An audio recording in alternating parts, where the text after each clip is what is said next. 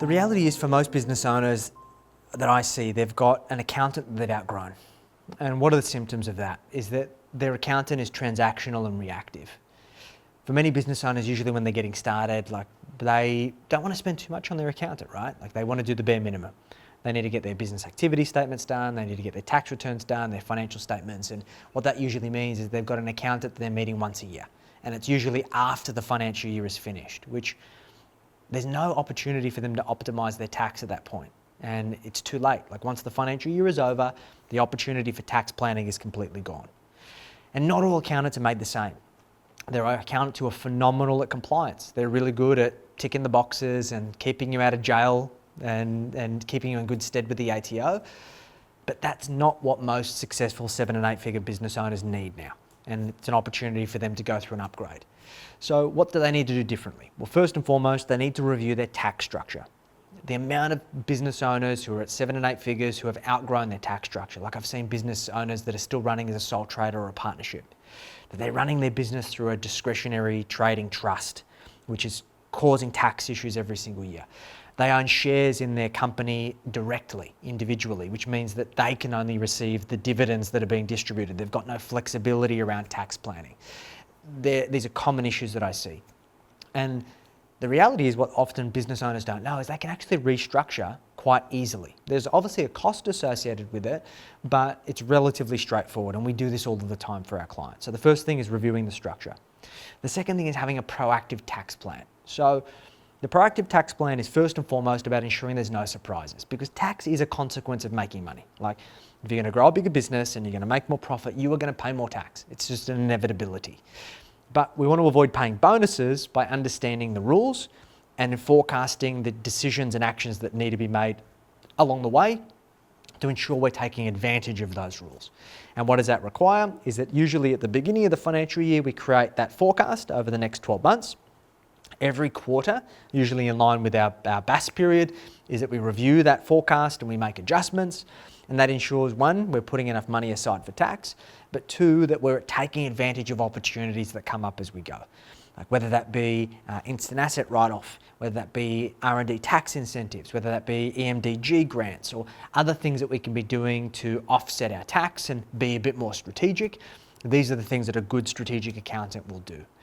And then thirdly is having end of year tax planning. So usually by the time we get to April or May, we have met with all of our clients and we've basically worked out what are the final things that we need to do before the end of the financial year to optimize things. Do we put extra into super? Do we distribute to lower income beneficiaries? Do we set up a bucket company? There are so many things that we have up our sleeve that we can implement, but they can only be done proactively. And if you've got a dinosaur accountant that you're only meeting once a year, you're not doing any of those things.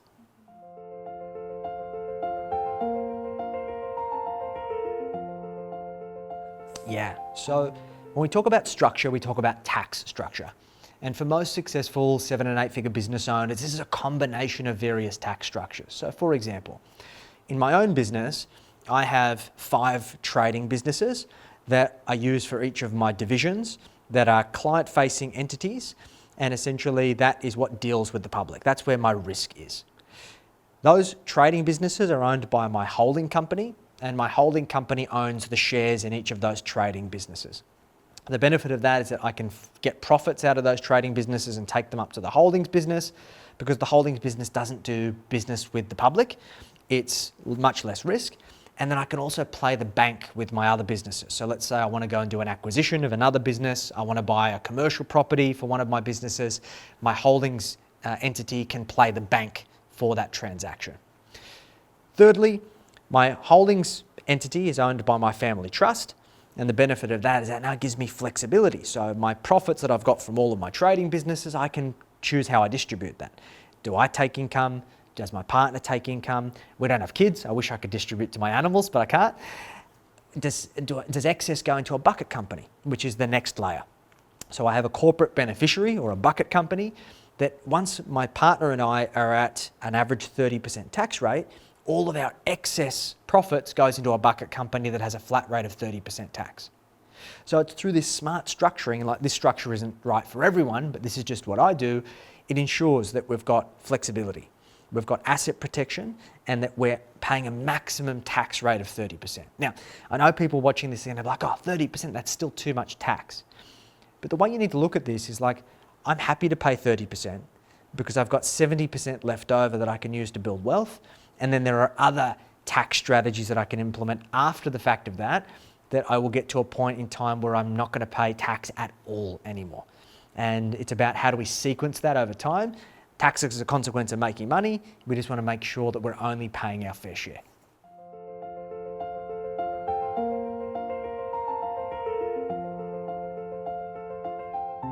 Yeah, there's really two things that needs to happen if you've been hit with a big tax bill. So first and foremost, we need to go and work out how we're going to fund that tax bill, because the biggest killer of business owners, and we see this for 7- and 8-figure business owners, is that they've got a tax bill that they've got hit by surprise. They've got to pay that back whilst they are saving for the tax they're accruing as they're going. So it's almost a double whammy, right? And it's very, very challenging.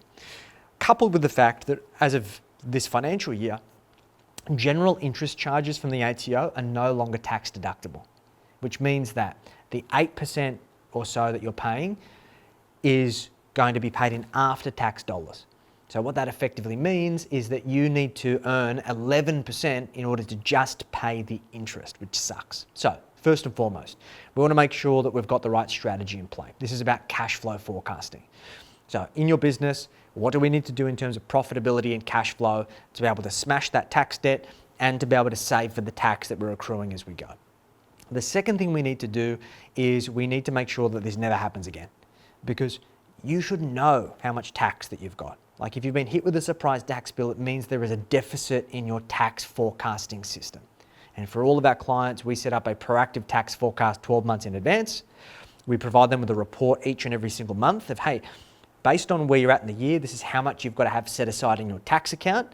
We've looked at your tax account and there's either more in it than it's necessary, so you can take some money out, or it's not enough, you've got to work out how do we top that up. So each and every single month, we know that we're on track. There should never be a surprise tax bill. So if it's happened, two things. Let's implement the proactive strategy. Let's update the tax plan. Now, there is an opportunity that you can have with a great strategic accountant. It doesn't happen all of the time. The ATO is getting pretty nasty at the moment, but that general interest charge, if you are proactive, in many cases we can negotiate it away if we are complying to a payment arrangement with the ATO. So we need to make sure we get on the front foot. We can't ignore the ATO, they're going to come knocking. And one of the biggest risks if you do ignore the ATO, you default on payment plans, is what's called a director's penalty notice. And what that means, it sounds nasty, is that the ATO sends you a penalty notice as a director, because as a director of a company, you have limited liability. But at that point, once a director's penalty notice is in place, it now means you are personally liable for the tax debt. So they can now come after your personal assets. And in many cases, even bankruptcy won't excuse you from having to pay that tax debt. So it's very, very serious stuff. The ATO is getting very, very nasty, and we need to make sure that we're proactive.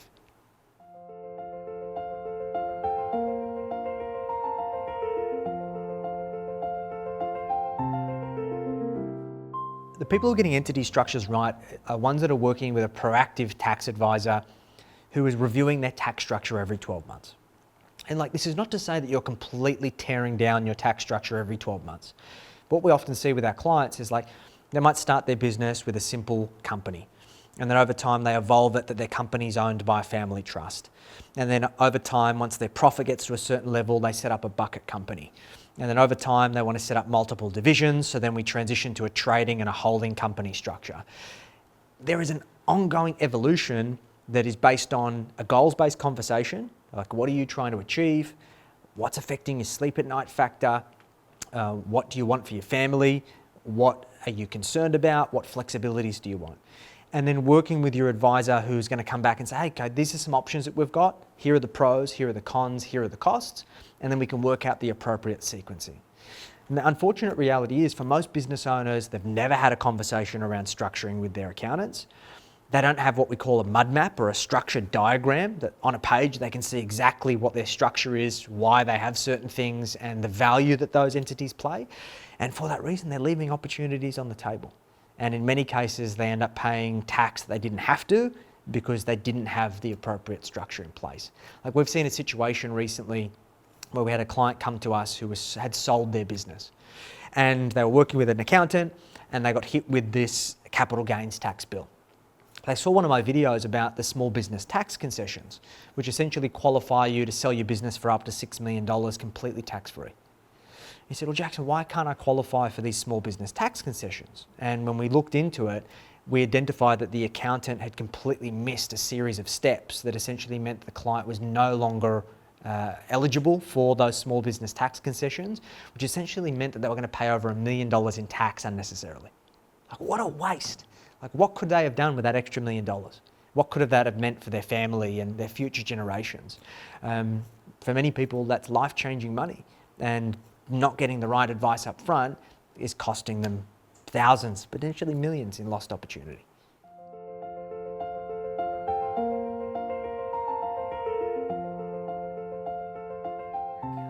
This irks me so much. The biggest tax mistake really isn't what people think. People do make silly mistakes around their tax planning and missing opportunities to take advantage of tax rules. But the biggest mistake that people make is listen to their accountant's advice around how much income they take out of the business. Now, the analogy I like to use is that when you're a hammer, everything looks like a nail. And for most accountants, their hammer-nail equivalent is that all they worry about is paying less tax. Now, the simplest way for the accountant to prove to you that they've been able to save you tax is for you to take less money out of your business. Because the less money you take out of your business, surprise, the less tax that you're going to pay, right? But the harsh reality of that is it results in a couple of things. One, it results in business owners not being able to build wealth outside of their business. Because if you want to get a mortgage to buy your home, to buy an investment property, to build wealth, the banks need to see income. Well, they don't lend to people that don't make any money, right? So we see so many business owners capping what we call their debt ceiling, their maximum borrowing capacity, because of the insignificant amounts of money that they're drawing as income from their business. So that's the first biggest issue. The second biggest issue is that people need to eat, right? So if your accountant tells you to pay yourself 30 grand and your living expenses are 200 grand, the reality is that you're borrowing money from your company, and the company's money is not your money. And what happens is that there is this thing called a Division 7A loan, or a related party loan. What it essentially means is that you've taken money out of the business, and usually at the end of the financial year, the conversation goes something like this. Like, Mr. and Mrs. Client, you've taken this 200 grand out of the business. You either pay it back. Well, I can't pay it back, I've spent it. Okay, well, we can distribute it as a dividend and you're gonna have to pay 25% tax plus some top-up tax. Oh no, I don't want to do that. Okay, well, we can put it on this Division 7A loan thing and essentially we'll deal with it over the next 7 years. Oh yeah, let's do that. But what the accountant doesn't tell you is that you're now paying 8% interest. You now have to pay it back to the company principal and interest over the next 7 years. That interest is not tax deductible because you haven't used it for investment purposes. And the principal that you repay each year must be paid out as a dividend in the year that it's repaid. So what it does is it creates a compounding tax issue. And what we see is so many business owners come to us who've been doing these Division 7A loans for 3, 5, 7, 10 years. It's turned into hundreds of thousands, if not millions of dollars. They're getting these huge tax bills every single year that they can't do anything about because of all of these principal repayments, and they have absolutely no idea why. And then we tell them about this strategy, and I use strategy loosely, of what the consequences of Division 7A are, and they go, wow, why didn't my accountant tell me this? Well, 2 reasons. Your accountant is trying to make themselves look good to show that you're not paying any tax now, and 2, your accountant's gutless because they're not prepared to have hard conversations with you around how you should be taking money out of your business. So we help our clients permanently solve those 2 problems by setting themselves up on a market wage that allows them to live a good lifestyle. Like, if you need 200 grand, let's set you up in a way to draw 200 grand out of the business. And there are ways to set that up where you don't need to pay full freight tax. And you should be getting 2 paychecks. You should have a salary from your business and dividends, because you deserve to be remunerated for the risk that you take for owning your business. And once again, there are entities and structures that we can set up to ensure that you don't pay ridiculous amounts of tax.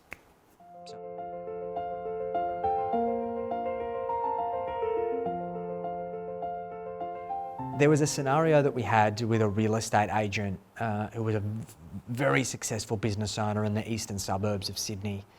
Top performing agent, making millions of dollars a year, and unfortunately he'd experienced this cash flow creep, keeping up with the Joneses, living in the eastern suburbs, living this high-flying lifestyle, and unfortunately it was in excess of his means, and he didn't have the appropriate tax structure or cash flow structure to put money aside for tax, and essentially he was spending the ATO's money. Ended up in this over $1 million in tax debt and had absolutely no idea how he was going to pay it. So we went through a process where we put together a strategic plan, and at the time, this was prior to COVID, we were able to go to the ATO and make a negotiation. So at the time, we were able to negotiate the ability to pay back cents on the dollar. In fact, we were able to negotiate down the tax debt from $1 million in tax debt to about $400,000. What it required us to do is to get out a equity release against his home of 400 grand. The reality was the interest rate on that at the time was about 3%, so it was very, very cheap. And then we essentially said to the ATO, hey, we could pay this money back to you over 2 years. The reality is the client can't afford it, or we can give you 400 grand now. What would you like? And the ATO decided to take the 400 grand. So we're able to basically negotiate it down to 40 cents on the dollar and then set it up in a way that allowed us to get ahead. So that was probably the biggest thing that we're able to do for a client to restructure them. And that was one part, but the thing is about avoiding that situation happening again. So what did we do? We reviewed his overall tax structure, set up a company owned by a family trust. We set up the appropriate drawing strategy, which did require him to take a little bit of a haircut on his lifestyle, but with the experience he did. And then we also started working on wealth building strategy. How do we make sure that we can compensate for this $400,000 mistake? And there's a little bit of a back step to start moving ourselves forwards and getting ahead again. He's now years down the track and significantly better off, has confidence around his tax savings, knows the rules, and is on a great path to creating financial freedom. So that's one pretty extreme example. We've got plenty of examples around this, and most of them come down to people just not putting away their money for tax. It's just like the squeaky wheel gets the oil, and they just think this is a future problem, and they end up gambling with their future and their business's future. The ATO is always going to come knocking. They're getting stricter. They are sending directors' penalty notices. They're winding up businesses. We've seen many great businesses get wind-up orders and be forced out of their business just because they haven't set up the right tax planning strategy. The stakes are really, really high. You must get this sorted.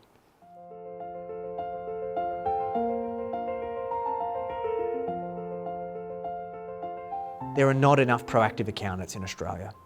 It's unfortunate, and look, let's break this down. Accountants are necessary. They're incredible at what they do. But innately, to be highly detailed in numbers and have that high attention to detail and the affinity for compliance and following rules, accountants aren't very charismatic. They're not great with people skills. They're not very emotive, and they're not really great at being assertive, right? They're usually very compliance oriented individuals, and for that reason, they're not great at advisory. We've got to realise that compliance and advisory are fundamentally different skill sets. And to try and find somebody that possesses both of those skills is incredibly hard. We've solved this by building our accounting business into pods. So our business consists, we can't find unicorns all the time. So we've got a pod of advisors. They specialise in working with our clients to get clear on their goals, to help them work through the various options that they've got, to help them with their tax planning and keeping them on track. But they're not the best at the compliance stuff. So we have a pod that's about compliance, because you need to do your business activity statements. You need to pay your super on time. You need to do your tax returns and financial statements. And those people, they're very good at that. And although they're nice people, they don't necessarily want to be speaking to clients all the time. They find that really exhausting. And then we've got a bookkeeping team, because we've got to realise that good accounting and good advisory must be built on the foundation that bookkeeping creates. And the unfortunate reality for so many accountants why they're inefficient at being advisors and they're not very good at being proactive is because they don't control the bookkeeping. Most business owners have Sally down the street who does the bookkeeping, and no offence to Sally, but Sally does it part-time. She may not have a background in compliance, so she's just putting numbers in the right place. The accountant is getting the data file from Sally once a year. It's a year old, so I don't know about you, but I don't want advice on things that are potentially 12 months old, right? And then they're looking at it and then preparing your financial statements, and they're so far out of date. Even if they give you advice, it's not meaningful and relevant to your current situation, particularly when you're growing quickly. So what we have is what we call a single touch accounting process. Every week or fortnightly, depending on the client, we complete their bookkeeping. And that requires us to touch base with them all of the time. Like, hey Zoe, tell us what these transactions are, what was this for, whatnot. So it creates a feedback loop all of the time, because one of the biggest complaints we see from a lot of our clients who work with other accountants is like, oh, well, my accountant contacts me at tax time and sends me a list of like 100, 200 questions or things to clarify. And I'm like, I don't know what I spent at that place 12 months ago. So by doing it weekly or fortnightly, it's fewer questions more frequently. Next, that feeds into the quarterly compliance. So the business activity statements and the IAS, that allows us to then feed into our quarterly rhythms. So, okay, we'd created this strategic plan, are we tracking against it? And then that kind of feeds into our big advisory. So what are we doing on an annual basis? How are we forecasting across the whole year? So that kind of cascades together. Bookkeeping into compliance, compliance into advisory. And this is just the fundamental difference between reactive and proactive accountants. You need to understand the difference so you can choose who you want to partner with.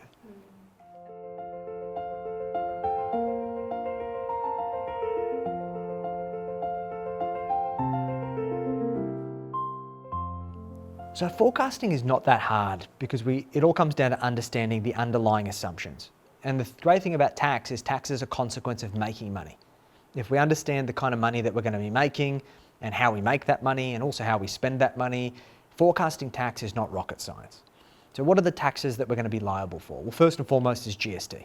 So we charge GST for most of the clients that we work with. We do work with some health professionals and GST-free businesses, but more often than not, there's going to be GST on all or at least a part of the income that we're producing. Well, that GST is going to be offset from the things that we're paying GST on.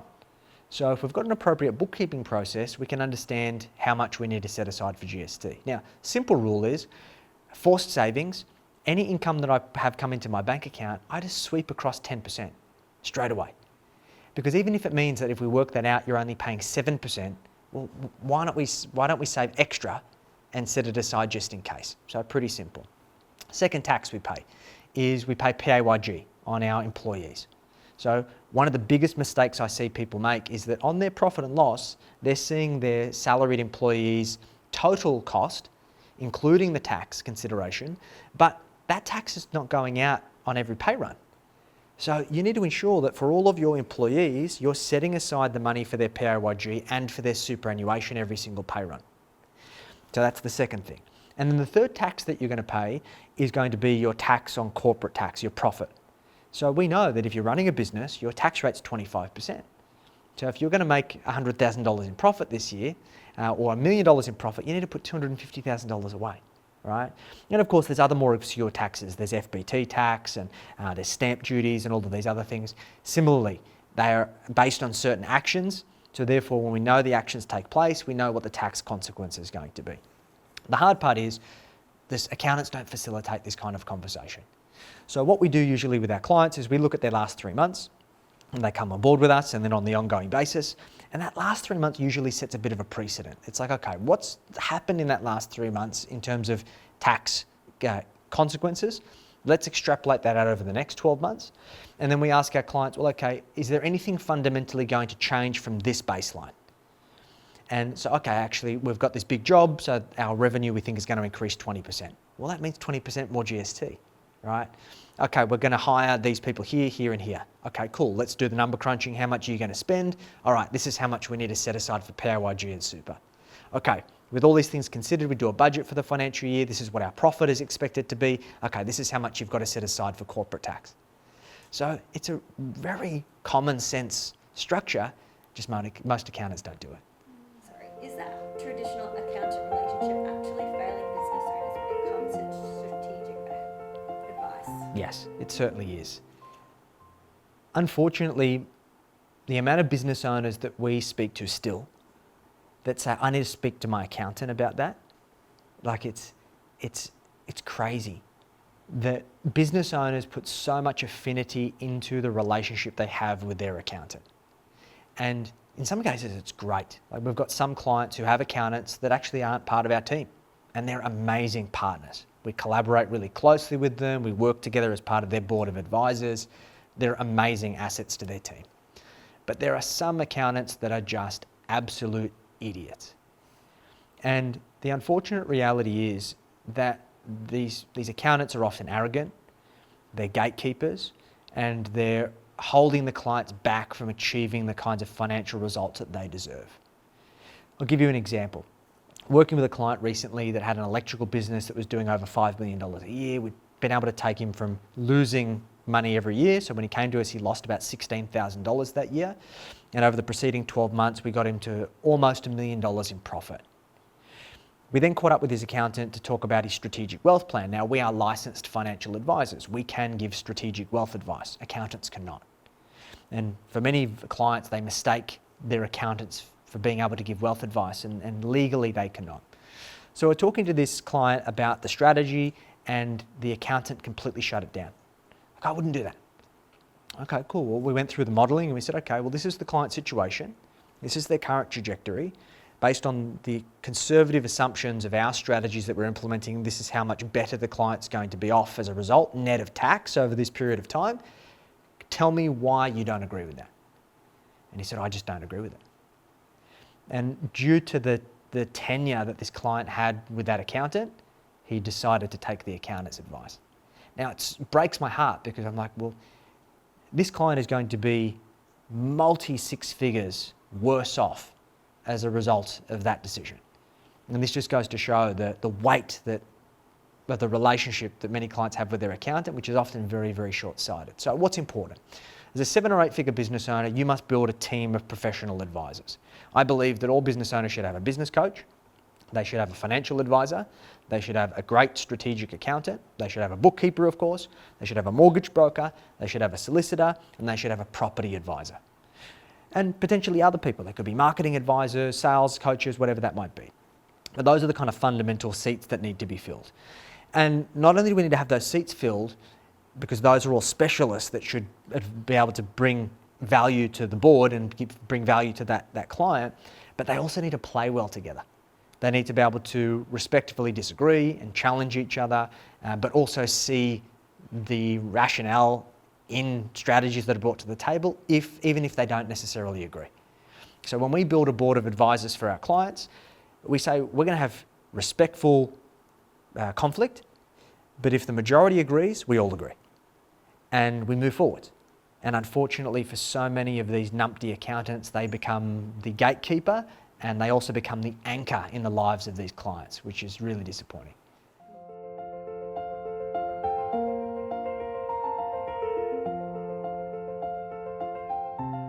Yeah, this is so important. Now, I'm a big believer that every business owner should be preparing to sell their business at some point, because you're going to end your business at some point, whether you like it or not.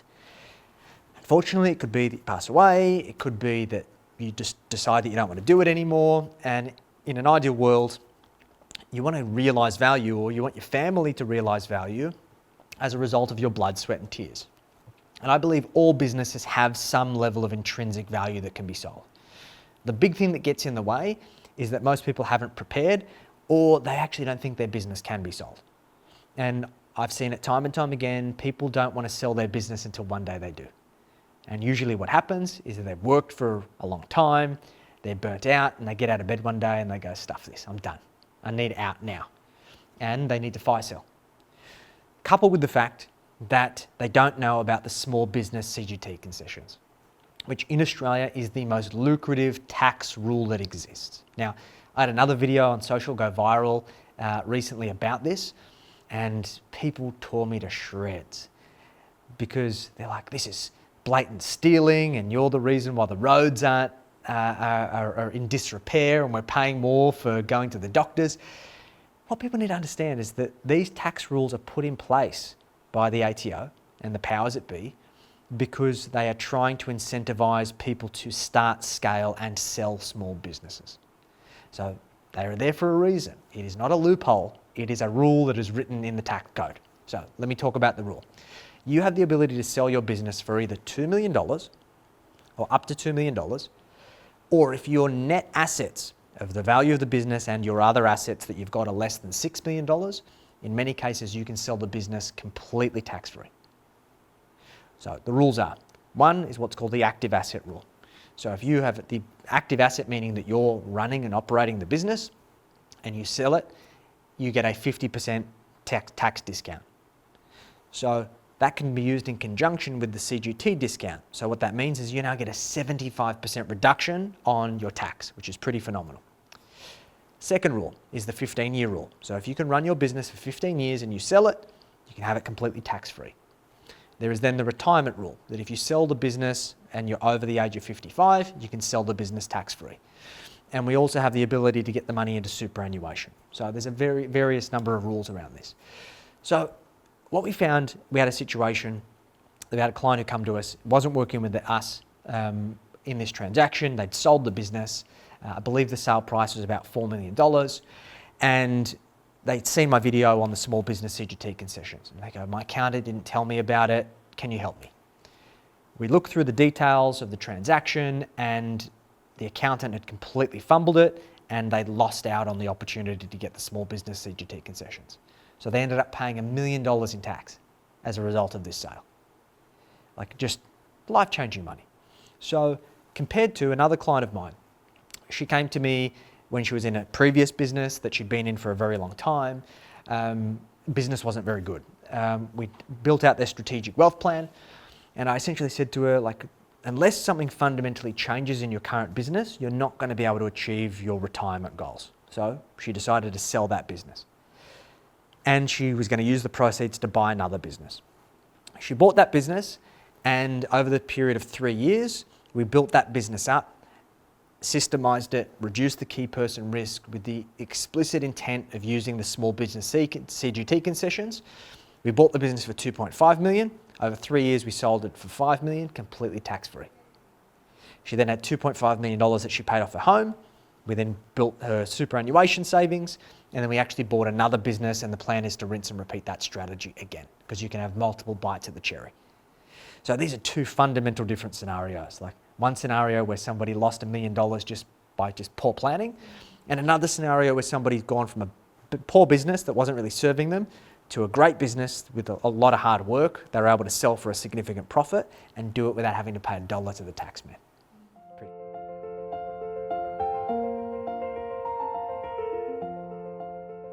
Yeah, it's superannuation. There's this weird thing, and look, to be fair, the superannuation industry back in the 80s when it was introduced was an absolute Wild West, okay? Like, it was introduced with the right intentions, but not the right governance and rules and structure, and unfortunately product providers come in and were implementing this predatory behaviour. Like back in the day, there was something that was called a contribution fee, that when you put money into superannuation, they could take up to 12% of your contribution out as a fee that would go to a financial advisor or the product provider. There would be eye-watering exit fees. Like people had been contributing for decades and had like less than $100,000 in their retirement savings. Like these accounts were criminal, right? But superannuation is fundamentally different now to what it was. And in fact, we have the biggest retirement planning system in the world now. Trillions of dollars in retirement savings because of the superannuation system, and it's only been implemented for 40 years, right? So what we've got to realise is that superannuation is the most tax-effective way for you to fund your retirement. Quite simply, money going into superannuation gets taxed at 15%. Like compared to, for most people, they're paying at least 30% a marginal average tax rate. So significant saving there. Next, any earnings that you make inside super get taxed at between 10 and 15%. So same thing, compared to your own individual tax rate, you might pay 30 up to 47% tax. So significant difference. Next, you can contribute to superannuation pre-tax. So any contributions you make that are what's called concessional contributions, at the moment you can contribute up to $30,000 per person per year, that's tax deductible. So that reduces your assessable income. Many of our clients use that to put themselves into a lower tax bracket. There's also other rules like catch-up contributions, where we have the ability to, if your super balance is under 500 grand, you can contribute your unused concessional caps for the last 5 years.